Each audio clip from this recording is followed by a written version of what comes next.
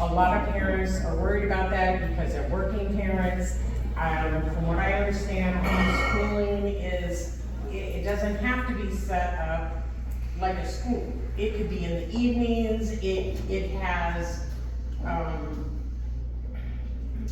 there's a way to work around everything. Can you actually try and touch a little bit on the difference of the homeschoolings and the flexibility of it? Yeah, real quick, Debbie. So the state requires a specific number of days. You do need to take attendance, and compulsory is 6 and up. So from their 6th birthday or when they start. For high school, you are also tracking grades, and you're keeping track of what, like a course description, because the intent is that you're going to build out transcripts for them to load out if they choose to go to college. There is no requirement on what time of day and which day of the week. I work part-time, I have a business, my husband has 2 businesses. We are time-starved, but I homeschool. My kids come to work with me. Not everybody can do that. My kids work with me. And I want to say right now that distance learning is not homeschool. My kids are not stuck in front of a computer. Charter's not homeschool either. I don't charter. I have a private school affidavit. I choose my curriculum when I do curriculum. I use what's called an unschool hybrid. I have a curriculum for math and literature because I want it to be linear and build on the concepts, and that's not something I can pull out of my head, me personally. But when it comes to science, I'm adjusting based on the desires and the interests of my child. I had a curriculum that I was going to do, homeopathy. We were all going to learn it together. He was obsessed with weather. My child would tell you how a tornado was formed, all the different cloud patterns. And then for our anniversary, we took the kids with us. I knew we were going to Santa Cruz, we were doing redlands, butterflies, so I dropped in an ecosystem unit and we turned it into field trips. So I pivot based on the interests of my child. My cousin, she loves the structure and she orders books. And it's like I was in high school, her kids have books, and that works for them. So am I right that if they try and actually choose a charter, as you said, that's not really homeschooling? That's not homeschooling. That there's actually a better chance of them going after a charter because they're still? They already are, and and there's talks about a bill coming next year to expand on that.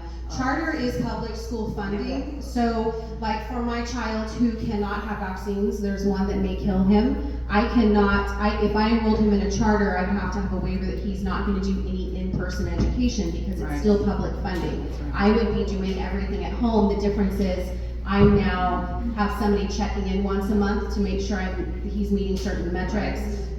They will really heavily push state testing. I personally want nothing to do with the state. No, thank you. Stay out of my home. I don't want to show you the curriculum. I promise he's educated. He's just fine. But that's up to the parents. Some parents like the structure. For us, and with the PSA, I don't get funding from the state. Anything that I do, so one of the resources, when you scan the barcode, there's a whole back page of curriculum links. Some of them are free. And so you can do it with no money.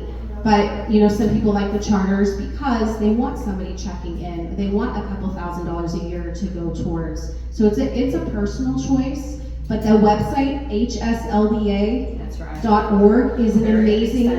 Yes. Yeah. So they go ahead. HLSDA. Can you just go over? Sorry, Denise. Just one more time for the HLSDA so everybody understands it. And then the private school, everybody needs to make, they're gonna do it, they have to do a private school affidavit. And can I add just my question? Hold on one second. It should not look like public school. Homeschool should not look like public school. I just want to say that a lot of parents think it has to look like that. Honestly, homeschooling is parenting. Yes. It's really what it is. My son is 9 and he's never been in a public school. He's never been in the system at all. And he is going to be opening up his own business. This is part of his curriculum. Right. He's learning how to open up. He's going to open up a vending machine business. This is his part of going and talking to business owners and saying, "Can I put my stuff here?" But I mean, I think we can do a lot better as parents to teach them our values, how we want our families to be. My older two went to public school, and I never knew what they learned. Like I couldn't even help them with their homework. I was like, I don't even know what this is. Right. My kid has excelled so much more than my older as a homeschool kid. So in that QR code, you're gonna get tons of homeschooling information. So if this is something that you're thinking about, or maybe you're a teacher who's like done with the public school system and you want to open up an enrichment center or a clubhouse to help working families, parents will pay for that. Like I go to the enrichment center. My son goes to these, he goes to sports, he goes to his enrichment center, he's part of the community. So don't let people lie to you and tell you that homeschool kids are weird, that they don't socialize.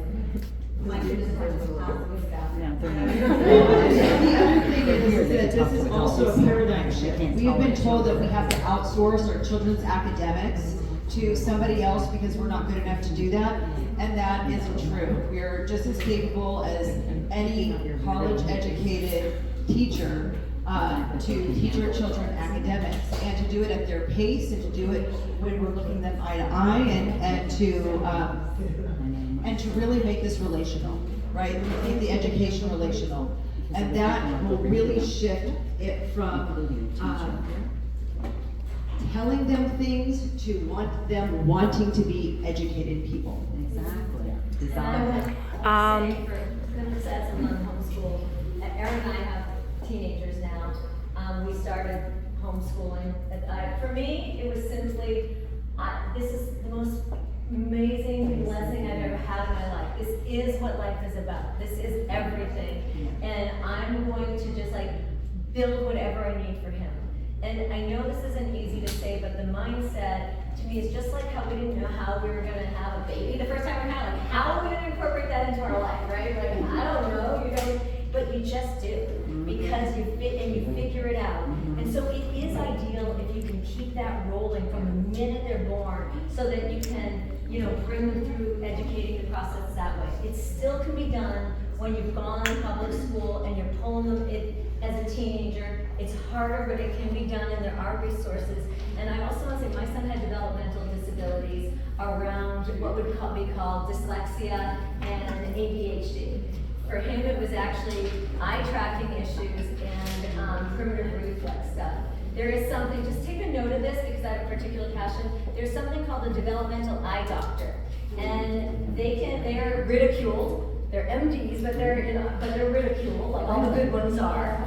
And they can assess your child and see what is actually going on with their ability to see. My son, we knew he might have dyslexia, and he's homeschooled, but by the time he was in 3rd grade, my efforts all became keeping my foot in the door in his whole perception of himself and what it means to be a being and who he is and educating and just keeping that foot in, like, stay open, don't shut down on yourself, don't shut down on who you are, don't shut down on learning, and I'm gonna get you. There's been 3 years, I didn't give about what he learned. I was like, keep that door open so he can stay engaged. And we were blessed to have people tell us, this is why I'm telling you, blessed to have people tell us about this developmental eye doctor who it took forever to get into him. We went to him, he assessed him. I saw the test. My son was trying to put letters together. They say, read the letters like this. I stood behind him on the thing. He was like, A, J, P, Q. And I was like, how could he do anything? How could he put a single letter together or a number together to do anything if his muscles can't pull through? Very simple, 1.5 years of like therapy testing that like the therapy lessons were so basic that I feel like there should be a teacher of this on every corner. Like I could learn in 10 minutes and teach it to you and teach my kid. This is how basic these eye exercises were. And in 1.5 years, he can now read everything, and almost 2 years, and he can read as fast as I can, but we would have lost him. Yeah. We would have lost him. Yeah. Like his father was lost, We'd have thankfully, lost. to entrepreneurship. We would have lost him, and we don't have to do that, no matter if they're homeschooled, private, or public. But this is where we have to engage and share this knowledge about the ways that we can help our kids and what we will accept and what we won't. Go ahead. Thank you. So my question is regarding the law, how it works. So what happened after June 2nd, a lot of parents pulled their kids out. Yeah. And they're calling and asking me what to do, and I'm not like too much of a, what to do. I just knew a couple of private homeschooling places, so I would go with them. I would, place their kids in those private homeschooling so they would be registered somewhere. So because what I know, and I know very little, that after 15 days, if you pull your kid out from the school, you have to register them somewhere. So please, educate me so I can help the parents in Sacramento Elementary. Because anytime soon, if something doesn't go the way we want, that's our plan. We are pulling our kids out. So, and if we say we do, just like you were saying, if you say you do, that's how Sacramento Elementary parents are.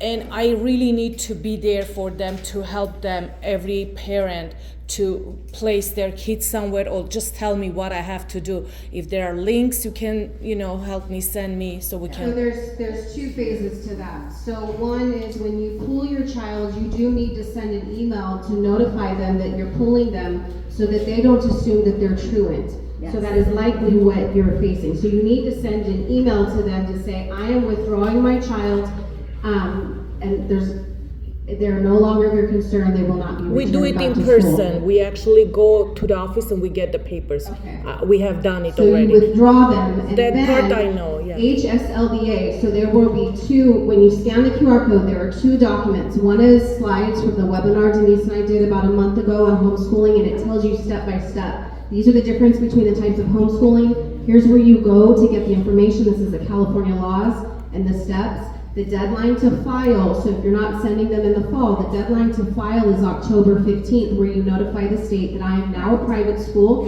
They're not asking for their name or their date of birth. It's what grade are your children, what age.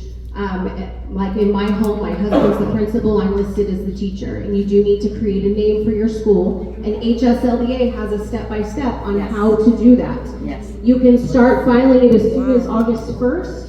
So you can start filing it now if they know they're keeping them home. And that could be the plan. I'm filing as a private school. I don't know what the curriculum is. Start going through the links in the document that we sent. There's free curriculum there. There's so much there. And then you can start building That out is the so plan. awesome.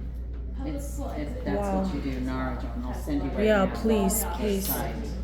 Oh, wait, she's had her. I have a question. So my son's going in kindergarten. But you have next your year. own curriculum. He's 6 in But you're December. not going to school. But they have